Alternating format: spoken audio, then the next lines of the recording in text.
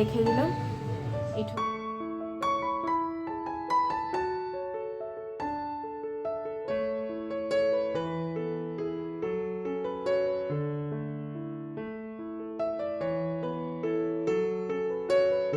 আমার সকল বন্ধুদের আরও একবার স্বাগত জানাচ্ছি আমার চ্যানেলে। আশা করছি সকলে খুব ভালো আছো বন্ধুরা, আমিও বেশ আছি।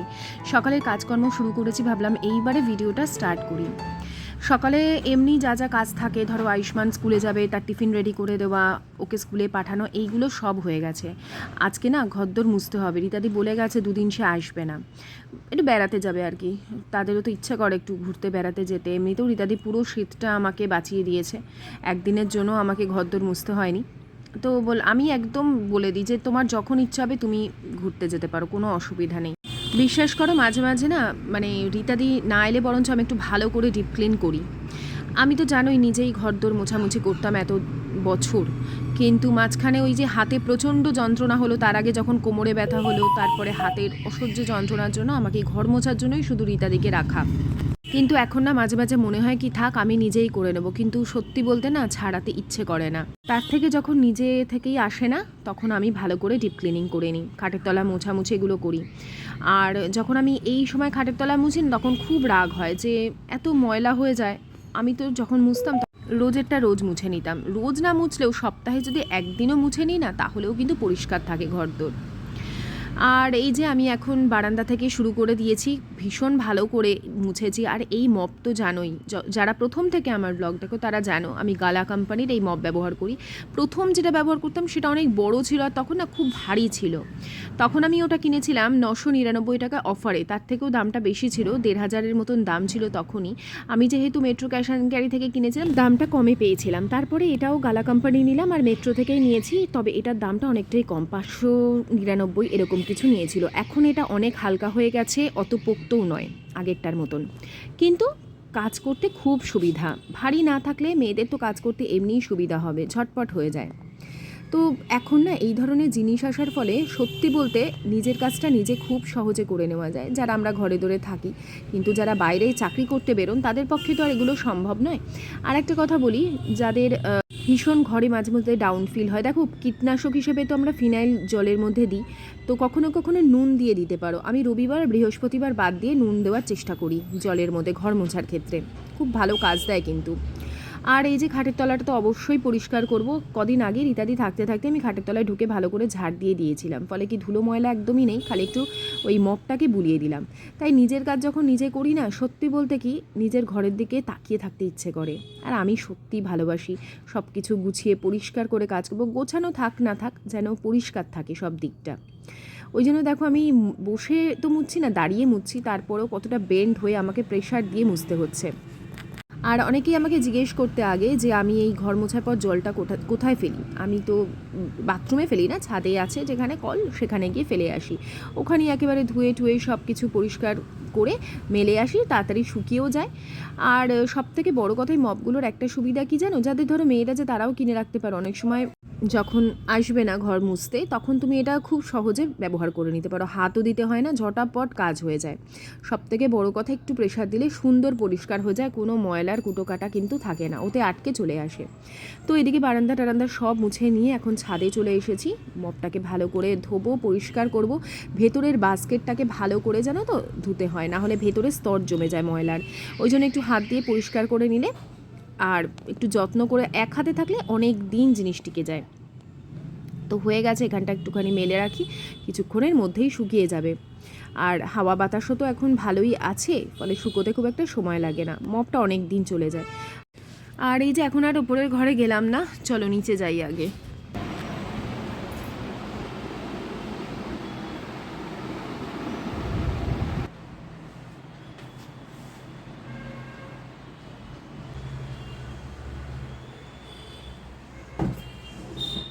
সব জিনিসপত্রগুলো তুলে তুলে যেরকমভাবে ঘরদোর মুছি সেরকমই সব আবার জায়গা মতন রেখে দিলাম। আর পাপোশের ওপর না অনেক সময় আমি পা মোছার জন্য একটা কাপড় কোনো পুরনো কিছু রাখি, অনেক সময় পুরনো বেড কভারের টুকরো বা বালিশের কভার এগুলো সব রেখে দিই, তাতে সুবিধা হয়, এগুলোই কাচতে দিই। আমি জানি না এটা সবার হয় কি না, তবে আমার হয়,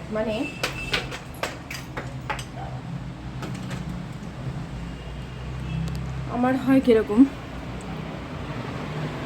যখন রীতাদি ঘরদোর মুছে যায়, রীতাদি পরিষ্কার মুছে, মিথ্যা কথা বলবো না, ঘরদোর মুছে যায়, আমি যেন মানে ঠিক সেই স্যাটিসফ্যাকশানটা পাই না যেটা আমি মুছলাম। মনে হচ্ছে ঘরদোরগুলো চকচক করছে, সবকটা জায়গা পরিষ্কার, মানে কোনা কোনা পরিষ্কার। আর রীতাদি যখন মুছে যায় একটা চুল দেখতে পাই, সেটা হতেই পারে, কিন্তু নিজে যখন মুছি না, একটা অন্যরকম স্যাটিসফ্যাকশান, অন্যরকম একটা পরিচ্ছন্নতা, সব দিকে একটা মনে হয় যেন ক্লিন হয়ে গেছে, একটা শান্তি বিরাজ করছে ঘরে ধরে। আমি জানি না তোমাদের এই জিনিসটা হয় কি না, দেখো পুরো মনে হচ্ছে সব কিছু নিট অ্যান্ড ক্লিন, মানে একটা সেই শান্তি। ফ্যানের হাওয়াটা বেশ ভালো লাগছে এখন, সকালের দিকে বেশ ঠান্ডা ছিল। আসলে এখন ওই দৌড়ে দৌড়ে কাজকর্ম করলাম, তো কি আবার ফোন করেছে, মাকে অনেকবার ফোন করলাম, মা রিসিভও করলো না, কি জানি কী করছে। সকালে মা ফোন করে দেয় 7টার সময় যে আমি উঠেছি কিনা দেখবার জন্য। আয়ুষ্মানের এখন প্রজেক্ট চলছে না, সেই হেতু। চলো আমি এবার স্নান সেরে, কালকে মাথা ঘষে নিয়েছি, সানডে ছিল, আজকে পুজো করব, ঠাকুরের ফুল টুল আনিয়েছি, এই হচ্ছে ব্যাপার। চলো দেখতে থাকো।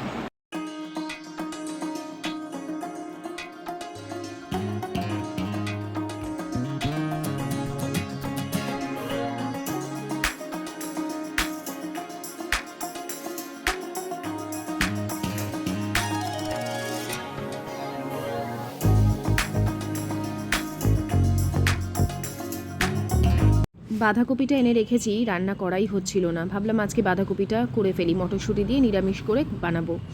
তোমরা দেখো আমি যখন সবজিপাতি কাটি একটা প্লাস্টিক নিই, মানে একটু শক্ত ধরনের, সেটা হতে পারে চালের বস্তাগুলো যেরকম প্লাস্টিক, শক্ত প্লাস্টিকে আসে, বা আটার প্যাকেটগুলো, সেগুলোও বেশ শক্ত। ওগুলো না তুমি ব্যবহার করবে, আবার ধুয়ে রেখে দিতে পারবে অনেক দিন। তো আমি ওইভাবে রাখি। আর যে কুটো কাটা পড়ে সেগুলো প্লাস্টিকে ধরে এরকম তুমি কর্নার করবে, একদম সরু করে মোড়াবে, দেখবে সুন্দর মুড়ে যাচ্ছে, আর তুমি ডাস্টবিনে ফেলে দিতে পারবে খুব ইজিলি। আবার ওটাকে ধুয়ে তুমি পুনরায় ব্যবহার করতে পারবে। আমি না এই বাঁধাকপি বা শাক ছুরিতে কাটলে খুব তাড়াতাড়ি কেটে ফেলতে পারি। এখন বাজে ঠিক 2:45, বুঝলে? আয়ুষ্মান এলো 2:30, তারপরে এখন ওর বাবা তারপরে ডিম এনেছে, ডিম পুরো শেষ হয়ে গেছিলো। আয়ুষ্মান তো যেন মাছ খায় না, বাকি সবই খাবে। এই যে ডিমটা আমি এদিকে সেদ্ধ বসিয়েছি, প্লিজ এগুলো সব ইগনোর করো, সব তো মাছ বোধবো জানো।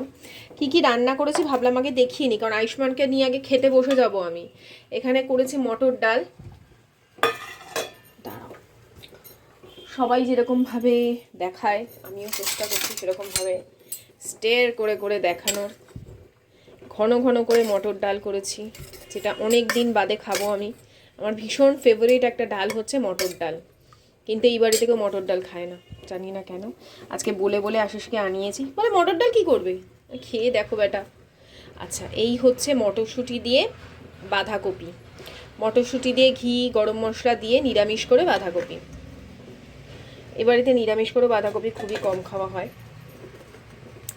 আর করেছি হচ্ছে এই যে ট্যাংরা মাছের ঝাল বা ঝোল, যাই বলো, খুব বেশি রসা, মানে রসা রসা রেখেছি, খুব বেশি কষা কষাও করিনি, খুব বেশি ঝোলও রাখিনি। আর করেছি হচ্ছে বেগুন কুমড়ো উচ্ছে দিয়ে একটা চচ্চড়ি, যেটা প্রথম পাতে ভীষণ ভালো লাগে। আর এই যে মটর ডালটা, এই মটর ডাল দিয়ে বাঁধাকপি দিয়ে তো খাবো, একটু গন্ধ লেবু দিয়ে জাস্ট অসাধারণ লাগে। কিন্তু কথা হচ্ছে আমার বর এখন কাজে ব্যস্ত। আমি বললাম খেয়ে যাও, চানই করেন, বলে আমি আসি পরে খাবো। তো এই এখন চল খেতে বসে যাই আগে। আমি মাঝে মধ্যে নিজের জন্য একটু ভাতটা সুন্দর করে বেড়ে নিই, মানে একটু বাটি বাটি করে নিই। আগে আগে কি করতাম, ওদেরকে যাই হোক করে আমি সুন্দর করে বেড়ে দিয়ে দিতাম। আমি যেহেতু একটু পরের দিকে খেতে বসি, আমি নিজের জন্য আর ওই বাটি করে নিয়ে বাটিও না, আমার থালার মধ্যেই নিয়ে নিতাম, নিয়ে খেতাম। এখন আমি কি করি, একটু গুছিয়ে নিই, বেশ ভালো লাগে জানো তো। আর বাঁধাকপির তরকারিটা দেখছো তো, অতখানি আমি নিয়ে ফেলেছিলাম, পরে আবার তুলে দিতে হয়েছে, বেশি খাওয়া যায় না। আর চচ্চড়িটা দিয়ে এতটা ভাত খেয়ে ফেলেছিলাম, শেষে মাছের ঝোল দিয়ে বেশি আর ভাত খেতে পারিনি। তো বেশি পদ করতে গেলে না আবার এটাই হয়, যারা আমরা ভাত খুব বেশি খেতে পারি না তাদের জন্য খুব সমস্যা হয়ে যায়। তো আমি কি করছি দেখো, এখানে একটা একটা করে বাসন আলাদা আলাদা করে আমি ধুয়ে গামলা করে রেখে দিচ্ছি, সিঙ্কের মধ্যে রাখবো না। তার কারণ আমি তোমাদের পরে বলছি কেন। আমার এখন না বাসন ধুতে ইচ্ছে করছিল না, অতগুলো বাসন ধুতেও তো একটু সময় লাগবে, আমার ইচ্ছে করছিল না। তার থেকে মনে হচ্ছে আমি আগে কিচেনটা ক্লিন করে গিয়ে একটু রেস্ট নিই। সকাল থেকে চলছে যুদ্ধ, গতকাল রাতেও ভালো করে ঘুম হয়নি। অন্যান্য দিন কী হয়, আমি ঘুম না হলে ভালো করে আমি পরে ঘুমিয়ে নিই, কিন্তু আজকের আমি সেই সময়টুকুই পাইনি। আর সত্যি বলতে আমি বেলা করে যেহেতু শুই না, সেই অভ্যেসটাও করতে চাই না। কখনো কখনো খুব ক্লান্ত বোধ করলে একটুখানি শুয়ে পড়েছি ঠিকই, তো ওই জন্য আমার শরীরও দিচ্ছে না আর মন মেজাজও ওই সময় ঠিক রাখতে পারছি না। আয়ুষ্মানের 3:30 থেকে তার উপরে পড়া, চিন্তা করো 2:30টার সময় বাচ্চা বাড়িতে এসে 3:30টায় বেরোবে, তার মধ্যে আমাকে সব রান্না করে ওকে খেতে দিয়ে স্নান করে মানে সব কিছু করতে না আমি সত্যি নাভিশ্বাস মানে ফেলবার সময় পাই না।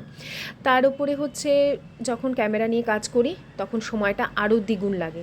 তো ওদিকে আমি গ্যাস ওভেন মুছে নিয়েছি, কুকটপ মুছে নিয়েছি, মানে কুকটপ কাউন্টার টপ দুটোই মোছা হয়ে গেছে। এই জায়গাটাও ভালো করে পরিষ্কার করে নিচ্ছি, সিঙ্কটা পরিষ্কার করে নেবো। আর ছোটোখাটো চামচ টামচ যেগুলো ছিল সেগুলো একেবারে ধুয়ে নিয়েছি, না হলে না পরে হারিয়ে যাওয়ার চান্স থাকে। আর ওই সাইডে কিছু বাসনপত্র ছিল সকালের জলখাবারে, সেই বাসনগুলোও এনে এখানে রেখে দিয়েছি। যা কৌটোকটা আছে জায়গা মতন সব তুলে দিলাম। খালি বাঁধাকপির তরকারিটা গরম আছে হালকা, ওটা বাইরেই রেখেছি, রাতে বাঁধাকপির তরকারি দিয়ে রুটি খাওয়া হয়ে যাবে। আর এদিকে ওই আয়ুষ্মান পড়তে তো চলে গেছে, আর একটা পড়া আছে ওর, ইংলিশ আছে, তো ইংলিশের বইপত্রগুলো আমি বার করে জায়গা মতন রেখে দিলাম যাতে এসেই নিয়ে নিতে পারে। মোটামুটি হলো, কিচেনের কাজ হলো। তারপরে বাসনগুলো দেখো কোথায় রাখলাম, আমি তোমাদের দেখাচ্ছি।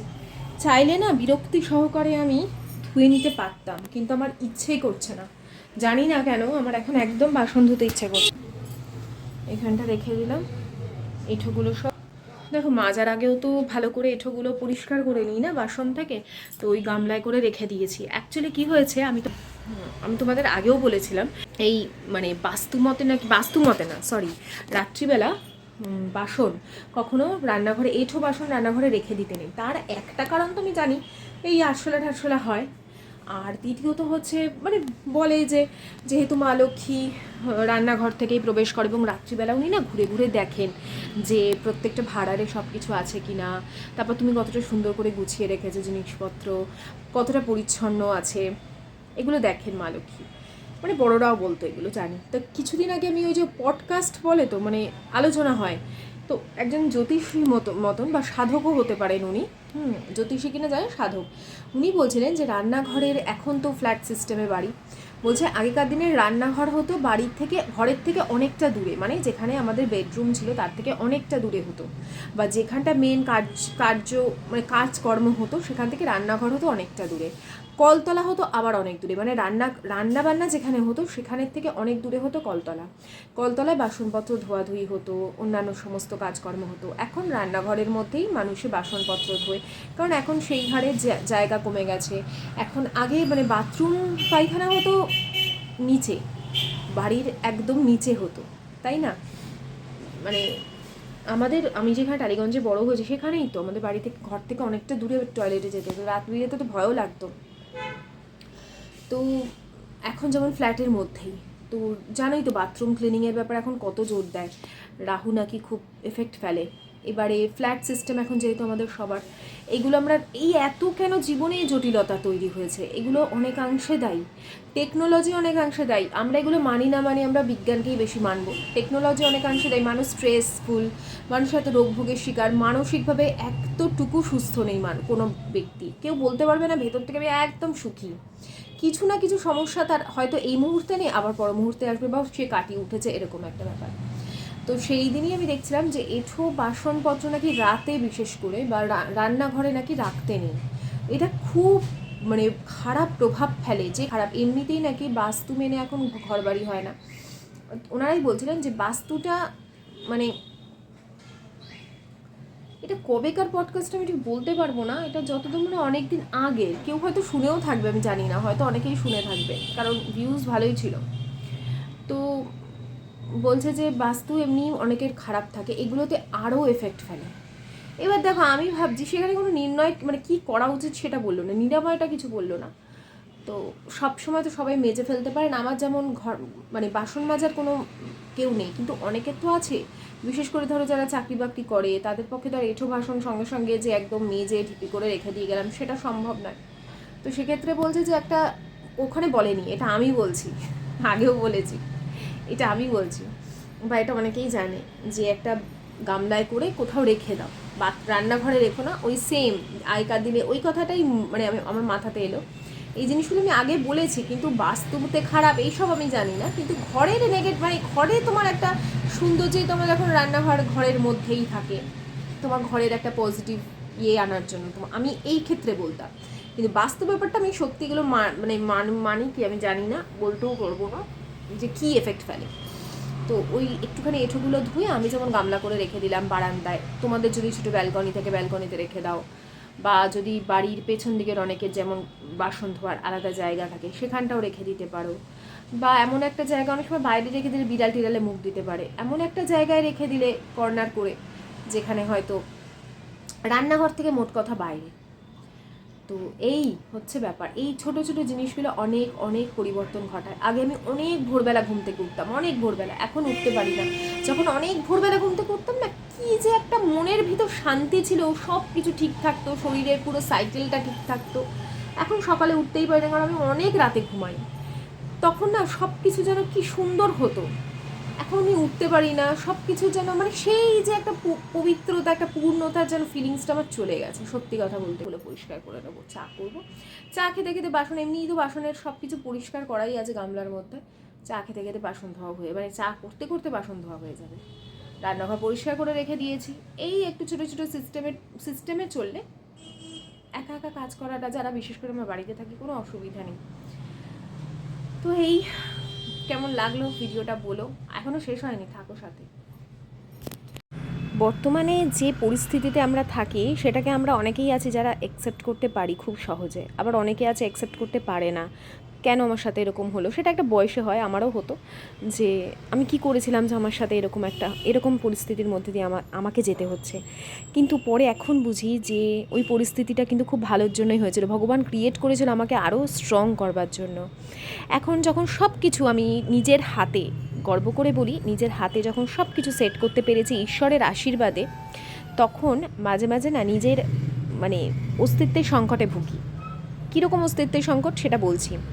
আপাতত ওই যে চিনির কৌটোটা শেষ হয়ে গেছে, 2 কেজি চিনি আমি এনে রেখেছিলাম মেট্রোতে যখন গেছিলাম এই মাসে, তখন এই মাসে যাইনি, গত মাসে গেছিলাম, 2 কেজি চিনি আনিয়েছিলাম, ওখান থেকে কিছুটা ঢেলে নিলাম। অল্প অল্প করেই ব্যবহার করি, একবারে সব কিছু আমি কৌটোর মধ্যে ঢেলে রাখি না। তো এই যে দেখো, আমি এখানে ক্যামেরার দিকে ডাবলভাবে তাকালাম কাজ করতে করতে, হঠাৎ আমার নিজেরই মনে হলো যে আমি কি এই সময় যেটা করছি এর জন্যেই আমি জন্ম নিয়েছি, বা এর জন্যই কি ছোট থেকে আমি স্বপ্ন দেখতাম এই যে সংসার, রেসপন্সিবিলিটি, কার জন্য? নিজের জন্য, নিজের সুখের জন্য? কই, তা তো না।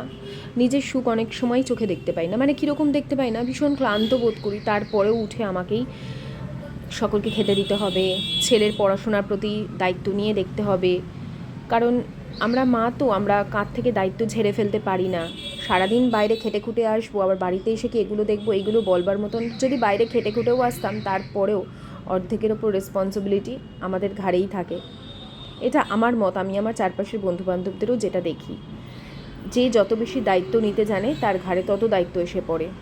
যাই হোক, এখন আমার সন্তানকে বড় করা, তাকে মানুষ করে দেওয়ার দায়িত্বটা সম্পূর্ণরূপে আমার। তার পড়াশোনা, সে সারাদিন টিউশন করে আসছে, কোচিং করছে, স্কুল করছে, সে বাড়িতে পড়ছে, তারপরেও তাকে একটুখানি কমফর্ট দেওয়া, সেটা আমাদের কর্তব্য বলে মনে হয়। আর সব থেকে সেই জিনিসটা ফিল করি আমি মা হয়ে সেটা সব থেকে বেশি ফিল করি। বাবারা তো এসেই বলে দেয়, পড়ে এলো ব্যাস, বইপত্র রেখে দিল, আর কোনো পড়াশোনা নেই। সেই একটা বাচ্চা যখন সারাদিন স্কুল করে, টিউশন পড়ে, নিজে পড়াশোনা হোমওয়ার্ক করে গিয়ে আবার এসে যদি তাকে রাত্রি 9:30টার সময় এসে বললেই সে পড়তে বসে যেতে পারে না। আর জানো তো, এই ছোটোখাটো বিষয়গুলো নিয়ে আশিসের সাথে রাতে আমার ঝগড়া হয়, সে কিছু বোঝেই না। আসলে সারাদিন বাইরে থাকে তো, ভাবে যে বাড়িতে মনে হয় থাকলেই সবাই আরাম করে। এই জিনিসগুলো মাঝে মাঝে ভাবায় আমাকে, আর তখনই এই ফিলিংসগুলো আসে। তোমাদের সাথে বন্ধু হিসেবে তো সবই শেয়ার করি, এই অনুভূতিগুলোকে কিভাবে ডিল করা যায় আমাকে তোমরা আইডিয়া দিও, যে কিভাবে কি করে এইগুলোকে ডিল করব।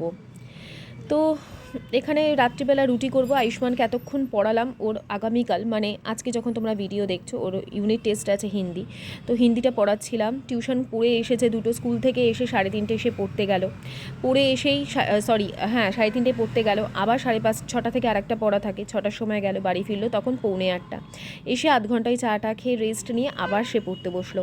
কারণ ইংলিশ আর সায়েন্সের আয়ুষ্মানের টিচার আছে, মানে সায়েন্স বলতে ম্যাথসও আছে ইনক্লুডেড, ওগুলো আমার খুব একটা না দেখলেও চলে, বাকি অল সাবজেক্ট আমাকেই দেখতে হয়। আর নেক্সট মাস থেকেই তো জানোই অ্যানুয়াল এক্সাম, সব কিছু নিয়ে ঘেটে আছি আর চরম ব্যস্ততার মধ্যে আছি। আজকের ভিডিওটা বন্ধুরা আমি এখানেই হঠাৎ করে শেষ করে ফেললাম, আবার আসছে আগামীকাল। সকলে খুব ভালো থেকো, সুস্থ থেকো, tata, bye bye, good night, সায়োনারা।